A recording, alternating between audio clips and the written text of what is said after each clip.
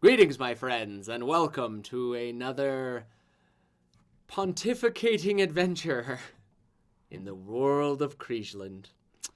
Today we have Bird the Dwarf, just out of his epic victory in the Arcane Engine. Your team did the best, so you're 200 gold richer.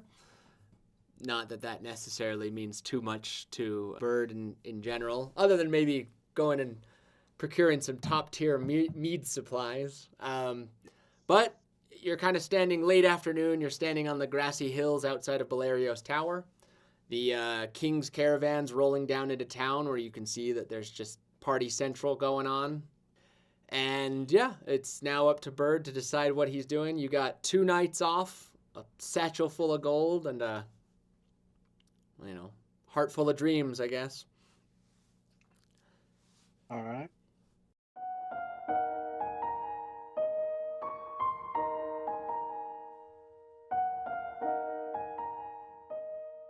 Let me bring up a map of Kreskal so I can give you just a little rundown of the area. You are in Belario's Tower, which is, as you can see, listed there, number 8.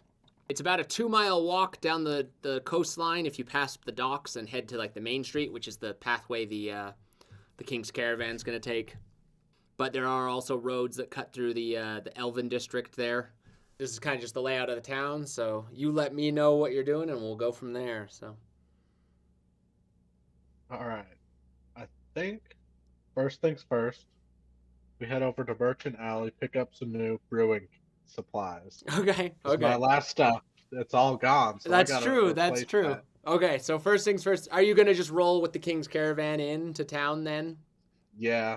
Okay.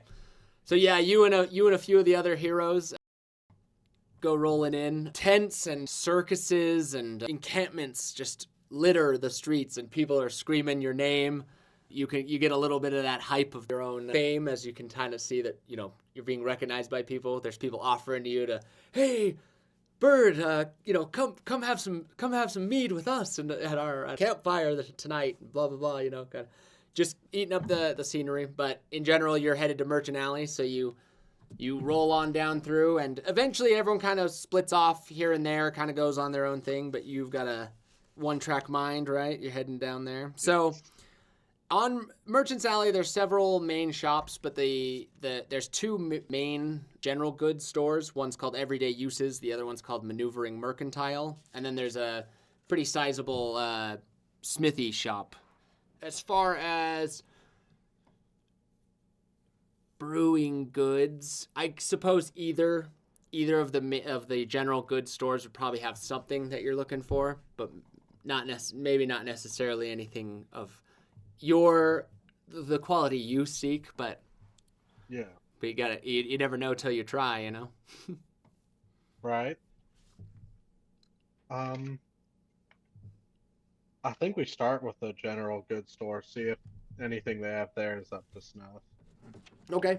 So which one first? There's Everyday Uses, which is like a kind of a quirky store that looks like it's 2 houses that have been like reconstructed to be fit together to be one larger building.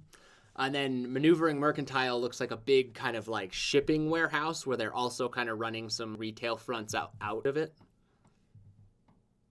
We'll start with the Everyday Uses one. Okay.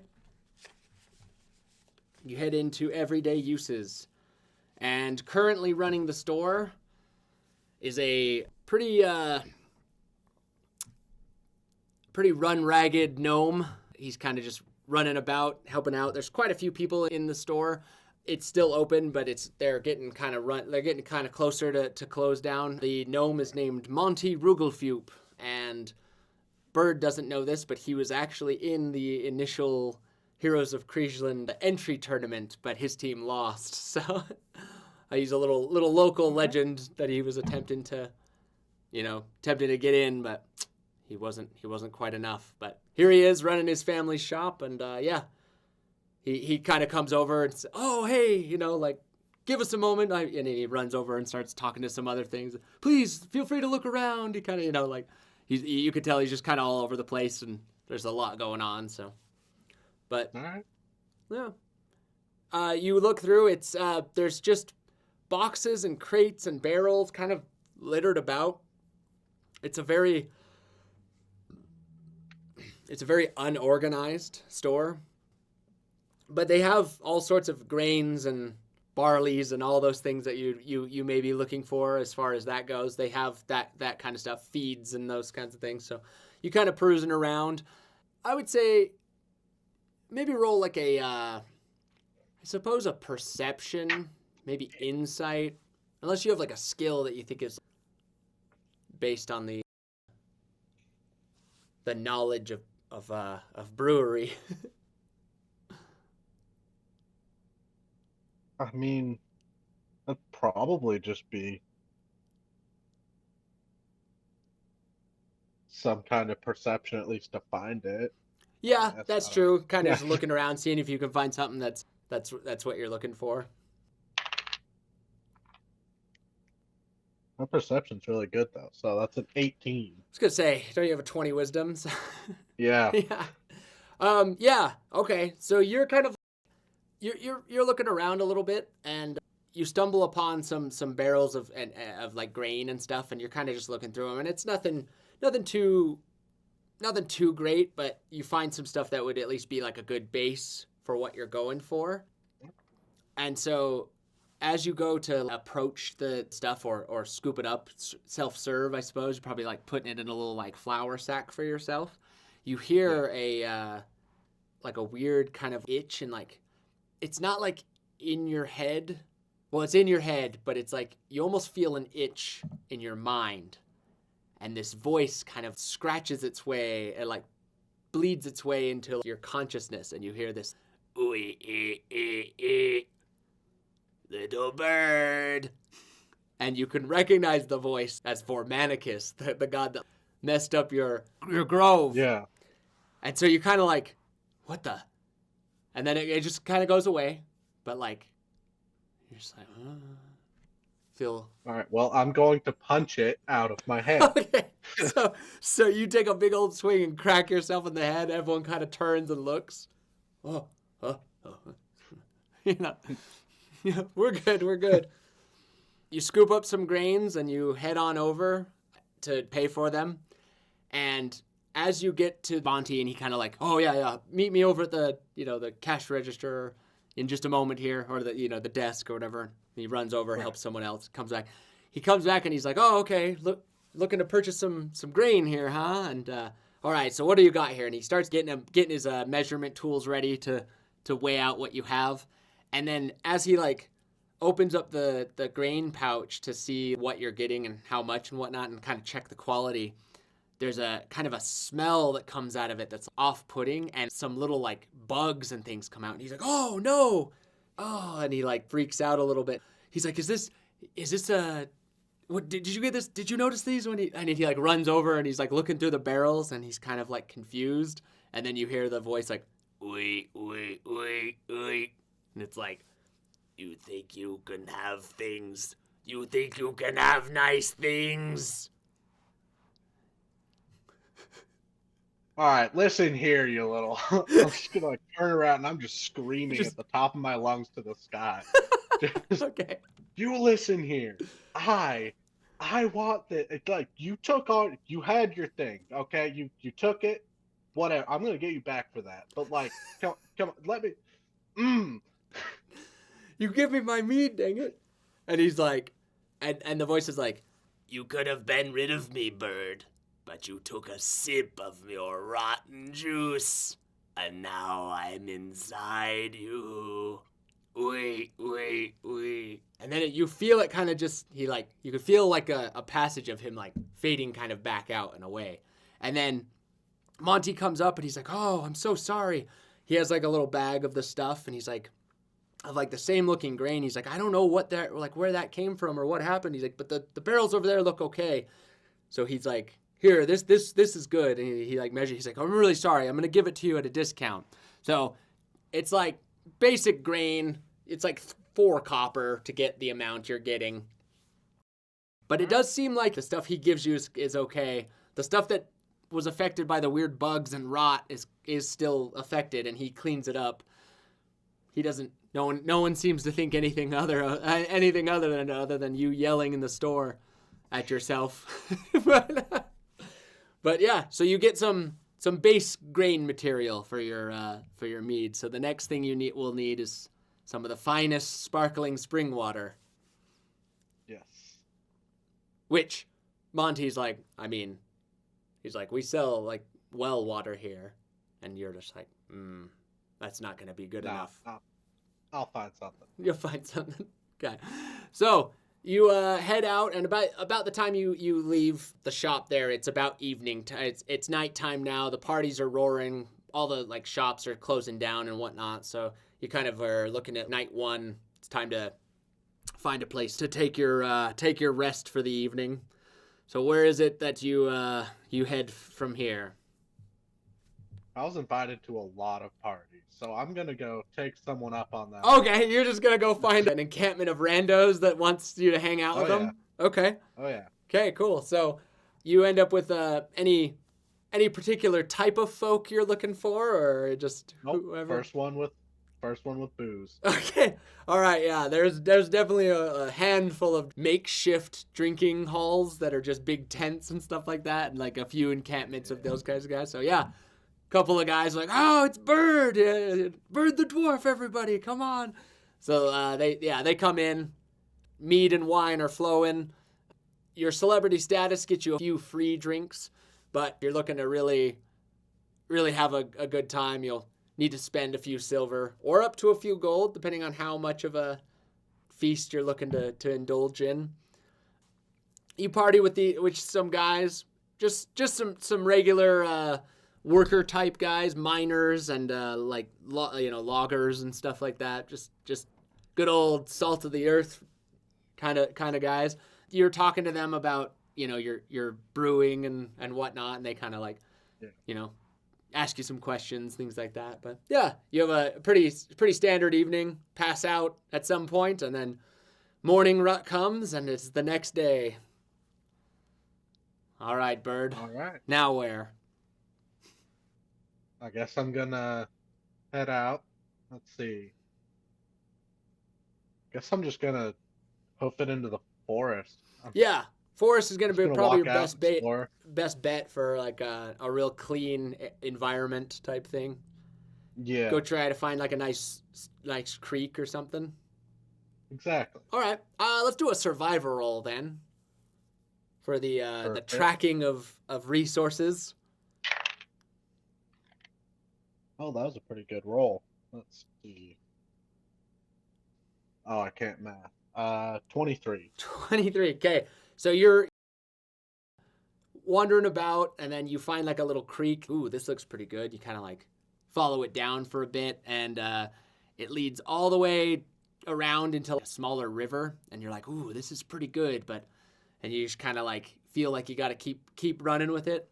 You keep going down, and then it leads to this nice little like pool that is perfectly like, it's got a small waterfall over like a handful of nice stonework, and you can tell it's like almost like a natural filtration system hidden into this pool. Ooh. So this pool is just as pristine as you can possibly think. And it's just like, ooh, here it is.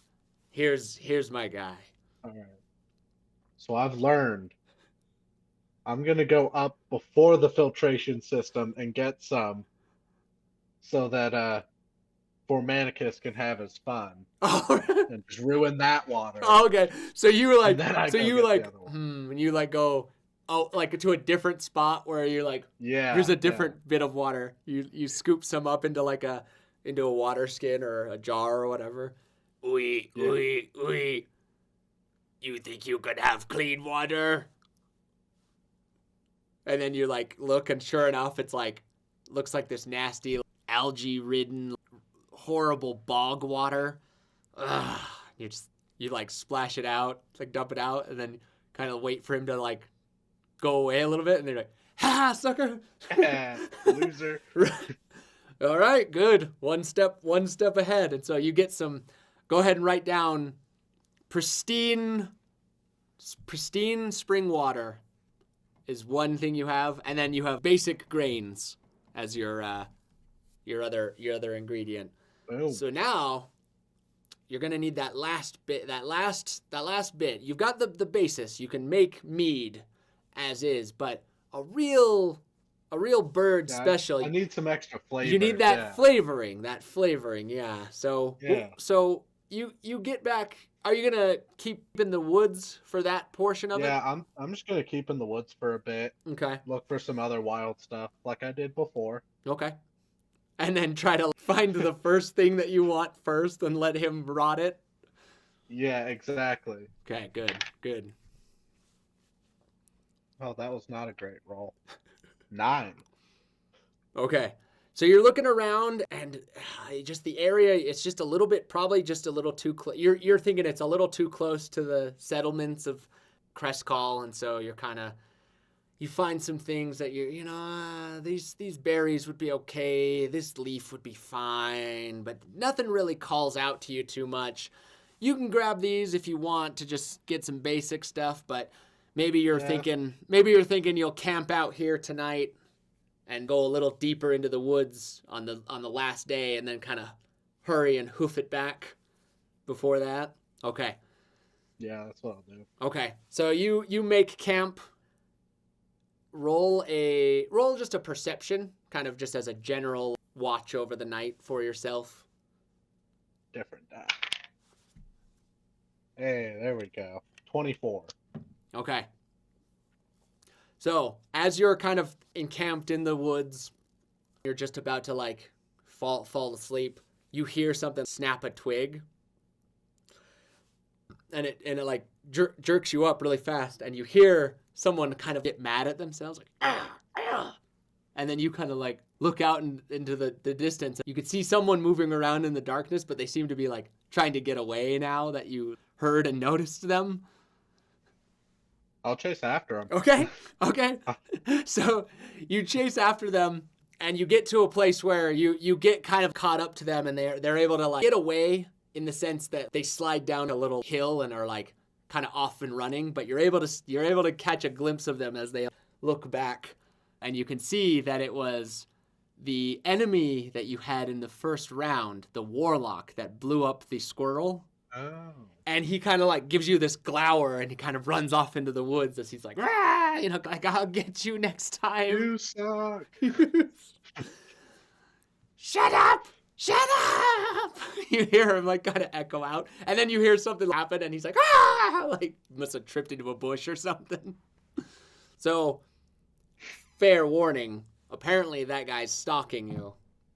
You at least caught on to him before anything crazy happened, at least tonight. So Right. you head back to your camp, call it a night, and the next morning comes, and you may roll another survival for the search for the perfect flavor.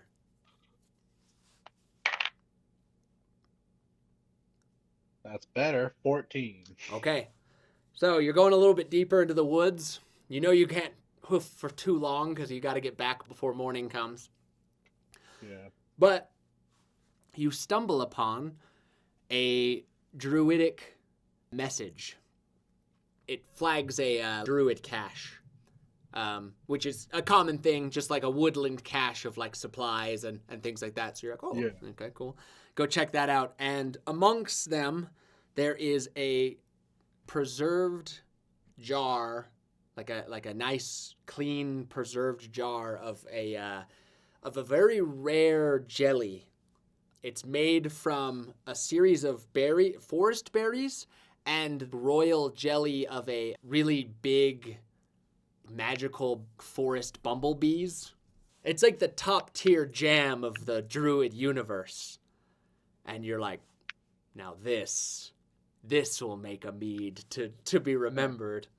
So, you now have... See it, Yeah. and I'm just going to jump and yippee! Woo! All right, yeah. All right, so you have the 3 ingredients you need to start your brewing process.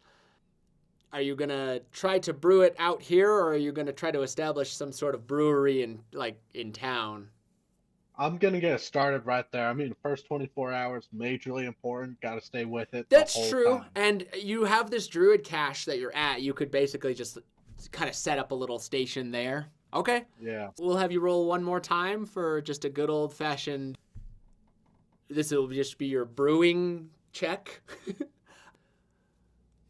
I suppose wisdom. It's probably just a wisdom roll because it's just based on your own experience. It's like a survival. If you have proficiency in survival. So if it's survival, it is 25. Okay. Otherwise, it's 23. Dude, you're just in the zone. Absolutely in the zone.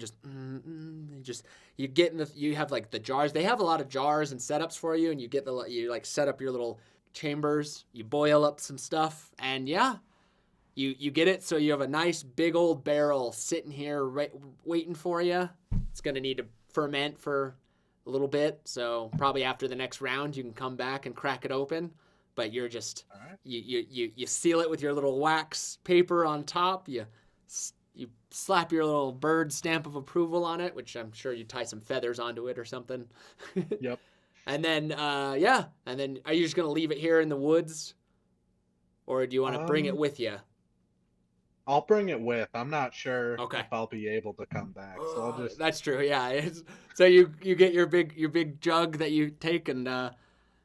You hoof it back, and you're kind of overly excited about it, but you're also know you have a little bit of time to catch up on, so you kind of travel through a decent chunk of the night before you take a quick snooze, and then morning comes, that third morning, and you have your beautiful little jelly mead barrel ready for you. Well, not quite ready for drinking, but it's ready with you. And on that third morning, a little magical effect that you can tell is like the runic charm that Valerio cast on you. You feel it kind of ping into your consciousness, and the voice of the king calls out to you and says, "Ready yourselves for journey and join the royal caravan at the Western Toll House by noon." So you know that for the next announcement of the thing, you just need to get to the Western Toll House by noon, which you're looking at the sun and the distance, and you could probably get there right about that time. So should be okay as long as nothing crazy happens, which it doesn't, and you head your way over. And then you are going to meet up with Stovar and Joseph, and you will learn what the next round of the tournament is next time. So, good work, Bird.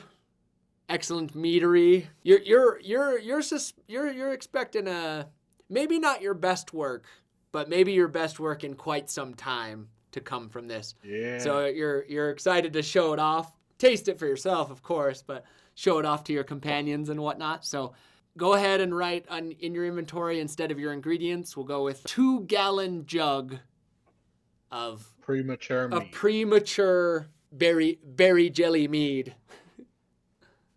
We'll call it bumbleberry mead, from the overgrown forest bumblebees' royal jelly from their queen. All right.